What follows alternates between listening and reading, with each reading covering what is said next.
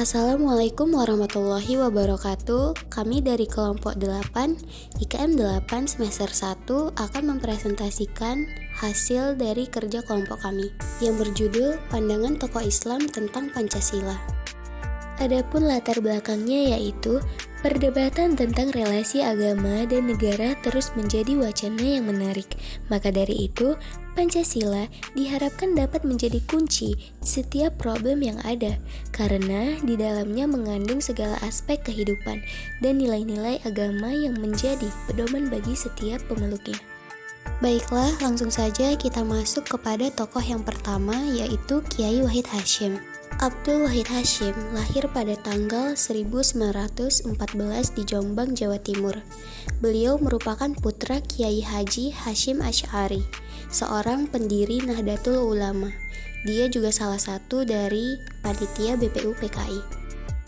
Wahid Hasyim merupakan tokoh kunci yang memunculkan 7 kata, yaitu dengan kewajiban menjalankan syariat Islam bagi pemeluk-pemeluknya. Nah, ada 2 alasan penerimaan Kiai Wahid Hasyim terhadap Pancasila, yaitu pertama, kondisi saat itu yang sangat membutuhkan persatuan untuk menghadapi Belanda.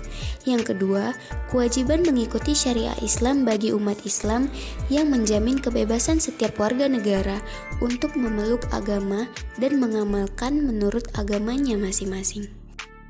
Selanjutnya ialah pemikiran Kiai Wahid Hasyim tentang relasi agama dan Pancasila yang merujuk pada paradigma simbiosis mutualistik.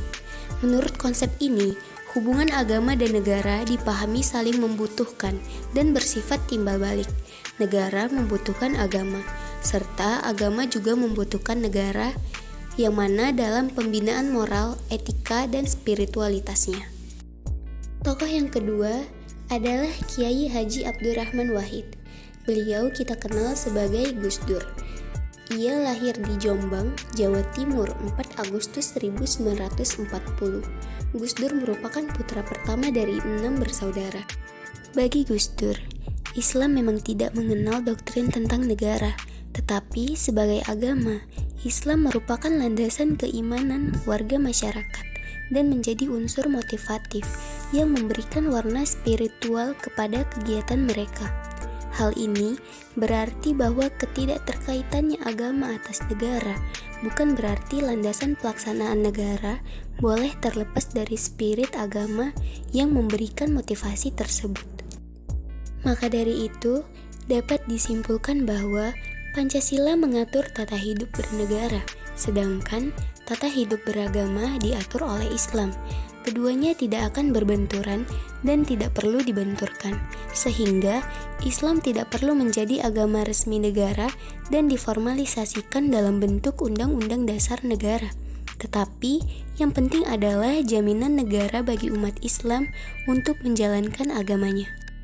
Kemudian tokoh yang ketiga yaitu Nurcholish Madjid, atau yang populer dipanggil sebagai Cak Nur. Beliau merupakan seorang pemikir Islam, cendekiawan, dan budayawan Indonesia, putra kelahiran Mojoanyar, Jombang, Jawa Timur, pada tanggal 17 Maret 1939 Masehi. Nurcholish Madjid mengemukakan pendapatnya tentang kedudukan dan fungsi Pancasila, yaitu pertama, Pancasila sebagai ideologi terbuka, kedua, Pancasila sebagai common platform, ketiga, sila-sila Pancasila sebagai satu kesatuan. Pancasila sebagai ideologi terbuka dapat diwujudkan apabila Pancasila bisa dijadikan pedoman untuk negara Indonesia dengan mengembangkan fungsi dari Pancasila tersebut. Selanjutnya, Pancasila sebagai common platform, yaitu Indonesia sebagai negara memiliki tingkat keanekaragaman yang tinggi.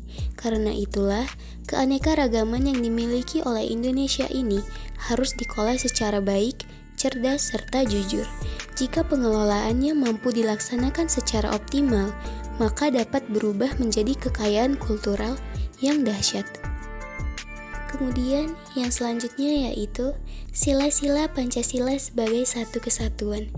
Sangat disayangkan harus jujur diakui bahwa Pancasila dengan sila-silanya belum terlaksana dengan baik.